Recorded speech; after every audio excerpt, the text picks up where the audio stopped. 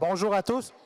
Un, deux, deux. Bonjour à tous et bienvenue à ce point de presse des oppositions concernant le régime des rentes et les rentes d'invalidité.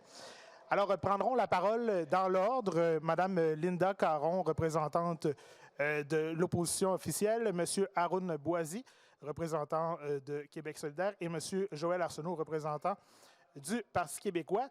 Ensuite, prendront la parole Mme Annabelle Grenon-Fortin du groupe Moelle Épinière Québec et Motricité Québec, Kevin Mittlein des Invalides au front et M. Dominique Solgado du regroupement des activistes pour l'inclusion du Québec. Alors, on est prêt à commencer. Alors, bonjour. J'étais ici le 20 septembre avec la COFAN et les Invalides au front.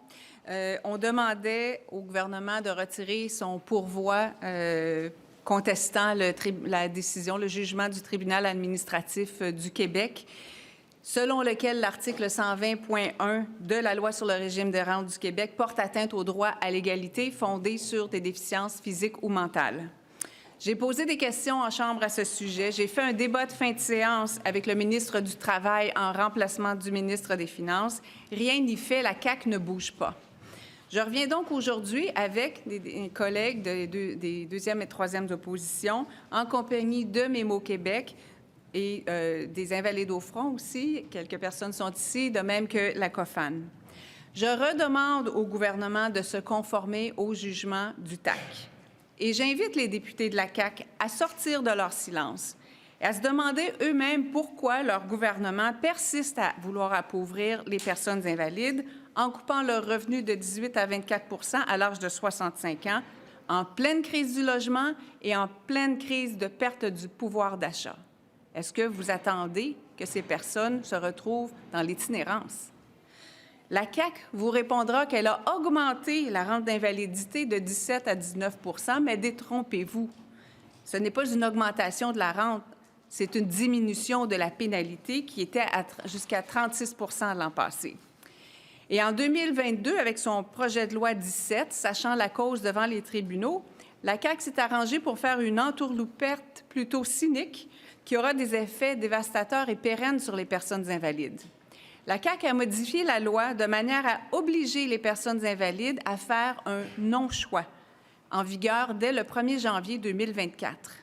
La CAQ leur donne ce choix.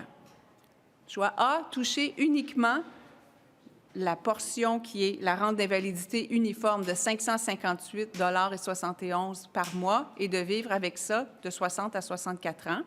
Choix B, de prendre cette rente d'invalidité, plus la rente variable selon ce qu'ils auront accumulé dans leur régime, et d'accepter d'emblée d'avoir une pénalité à 65 ans, comme s'ils avaient choisi de prendre une retraite anticipée, donc comme maintenant.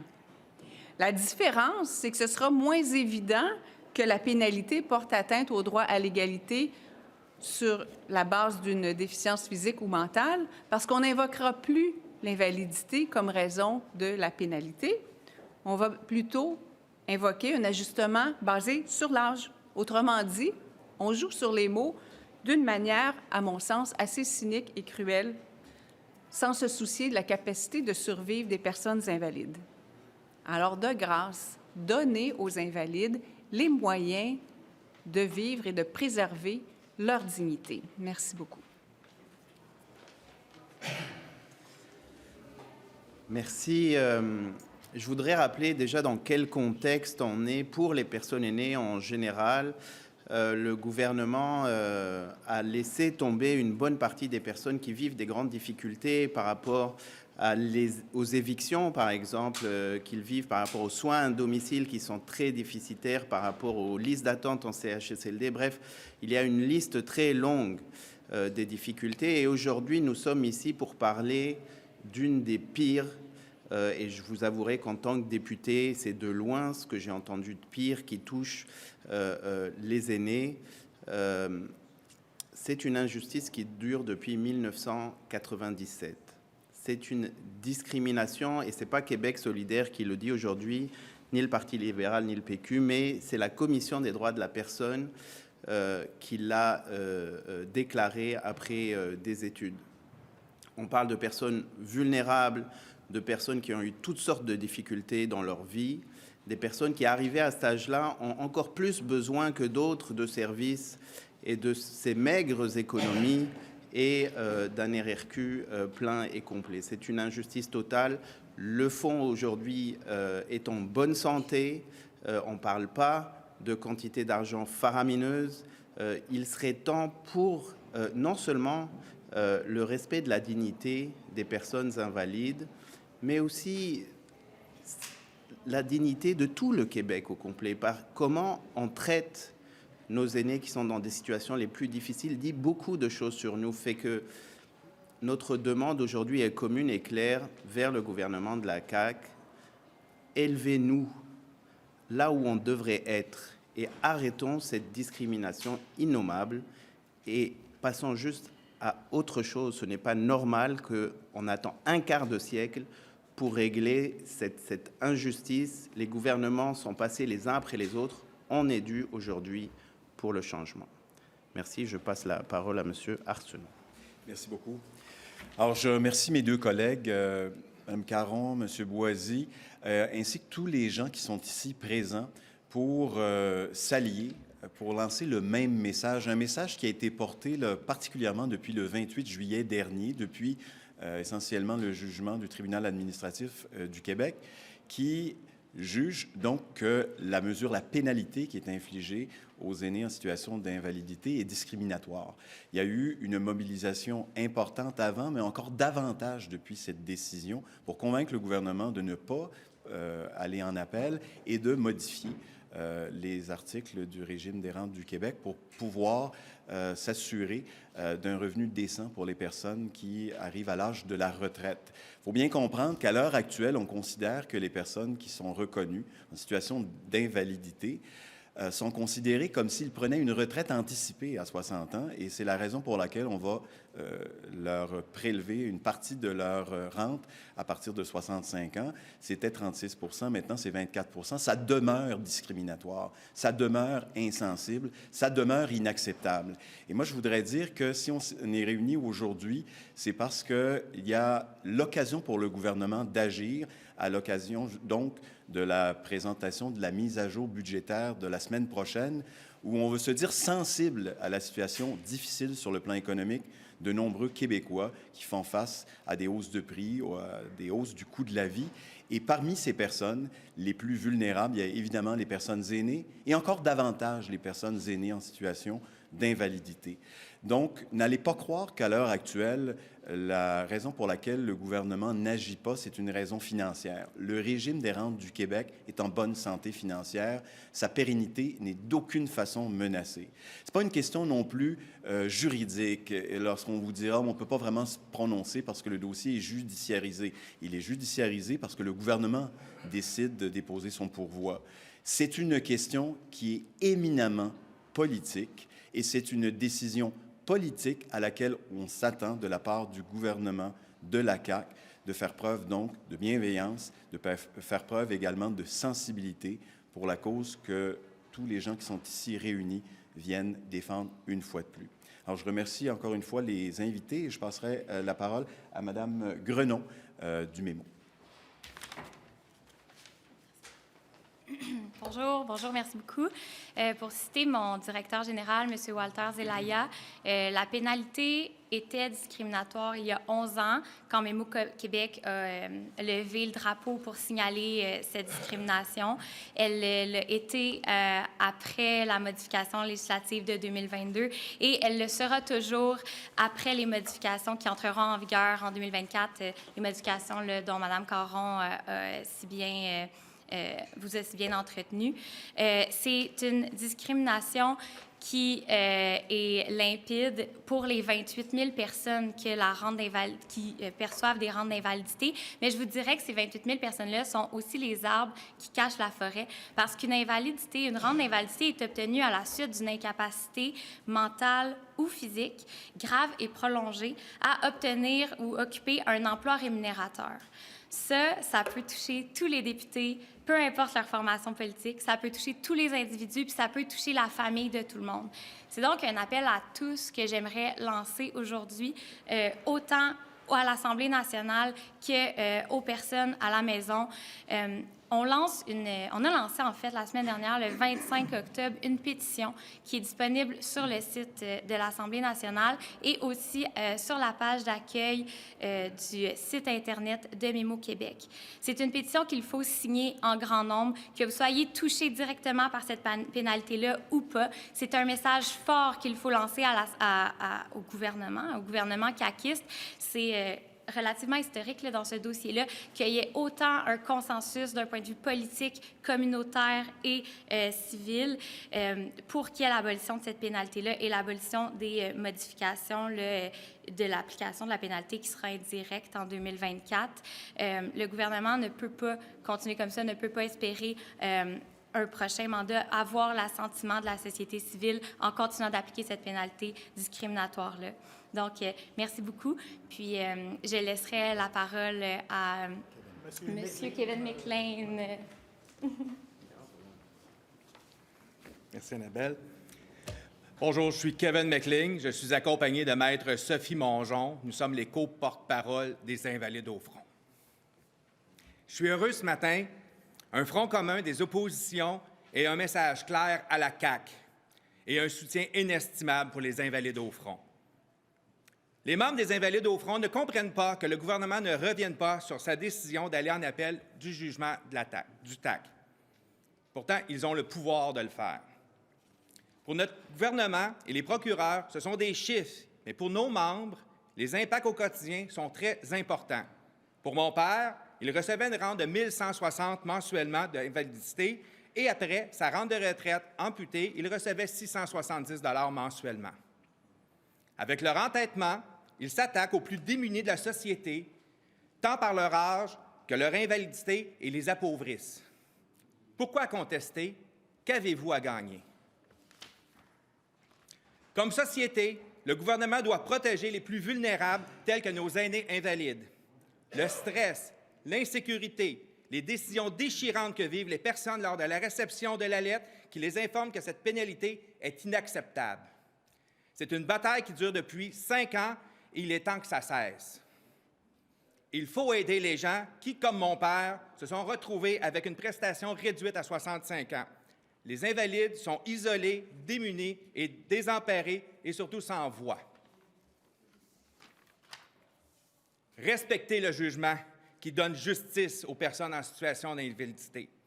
Monsieur le Premier ministre, Monsieur Legault, je m'adresse autant à votre bon sens politique que l'aide que vous êtes et qui veut le bien-être des Québécois. Il est encore temps de reculer et de montrer de la compassion, écouter et prouver une fois pour toutes que vous respectez ceux et celles qui ont été les bâtisseurs du Québec, vos aînés. Les Invalides au front vous diront merci. Maintenant, M. Dominique Salgado du COFAN.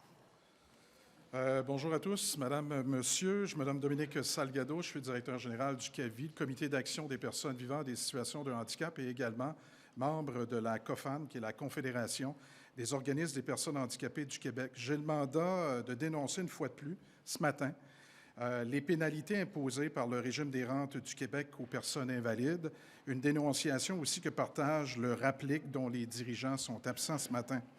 En fait, le RRQ impose depuis trop longtemps des pénalités légitimes aux personnes invalides, une pratique qui mérite une critique urgente.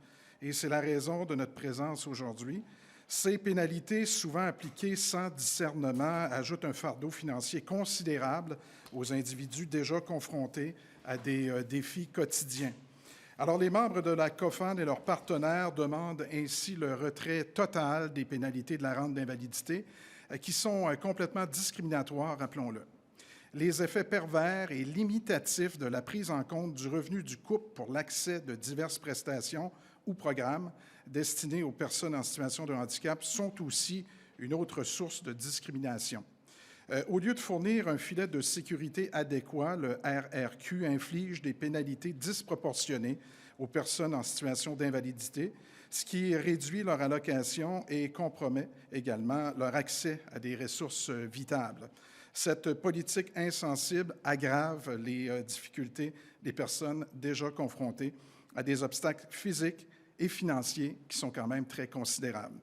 Le tribunal administratif du Québec avait pourtant reconnu qu'il y avait une importante discrimination dans la forme actuelle de la loi et l'application de ces règlements, mais le gouvernement Legault a pris la honteuse décision d'aller en appel du jugement.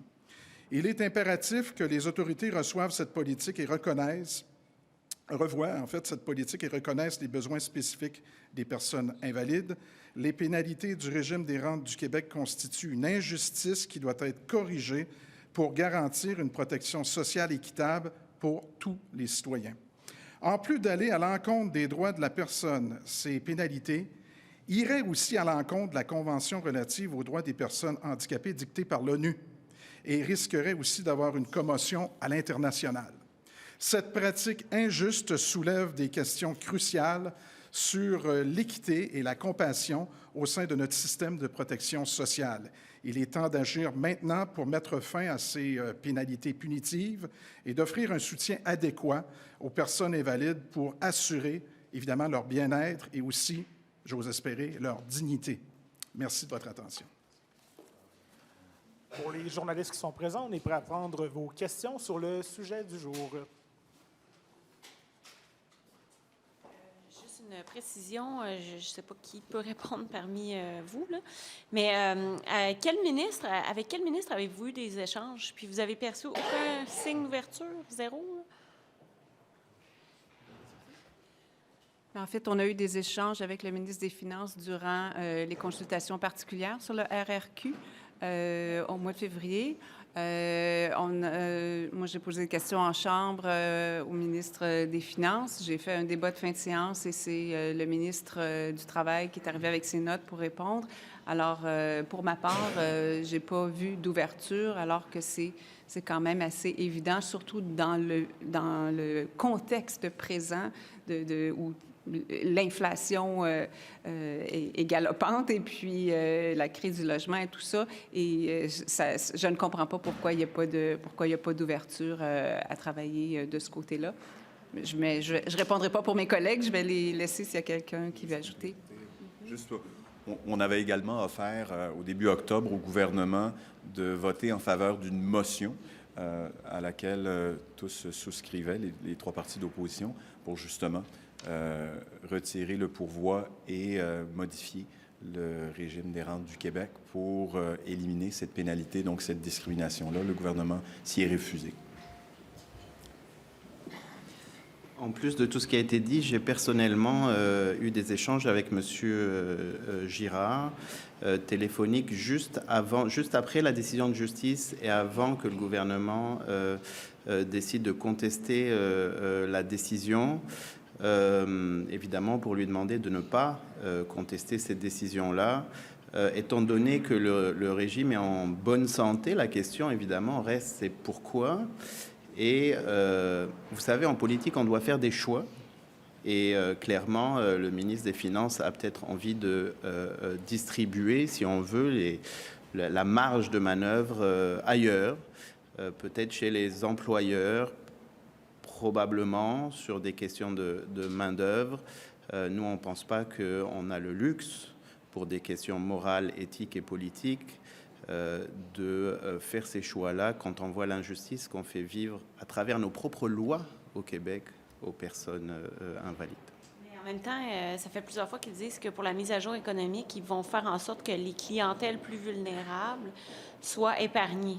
Donc, votre objectif aujourd'hui, c'est à une semaine de cette mise à jour-là de rappeler finalement que vous faites partie de cette clientèle-là. C'est maintenant qu'il faut agir.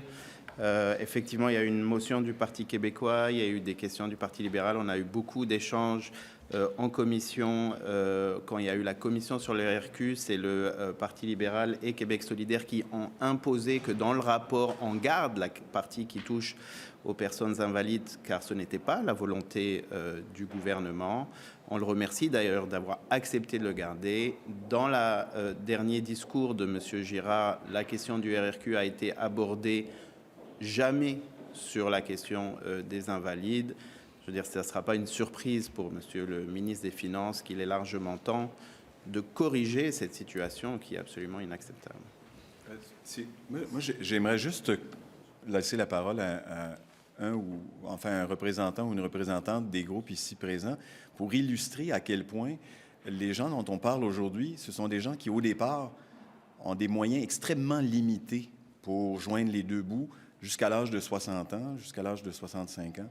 Et qu'est-ce que ça veut dire concrètement, la prestation qu'on leur coupe, puis comment on peut imaginer vivre ou survivre avec ça? Bon, mon nom, c'est Sophie Mongeon. Je suis l'avocate qui a plaidé le dossier devant le tribunal administratif du Québec avec d'autres procureurs, donc Maître Julius Gray, André Laporte, puis la Commission des droits des personnes. Donc, obtenir un gain de cause au tribunal administratif du Québec, c'est historique. Donc, ça démontre à quel point cette discrimination-là était claire. Il y avait un avis qui avait été rendu par la Commission des droits des personnes en 2017, déjà, qui disait que c'était inacceptable qu'on laisse aller cette pénalité-là auprès des gens démunis. Donc, en plus, on a gagné au tribunal administratif du Québec avec fierté, honnêteté.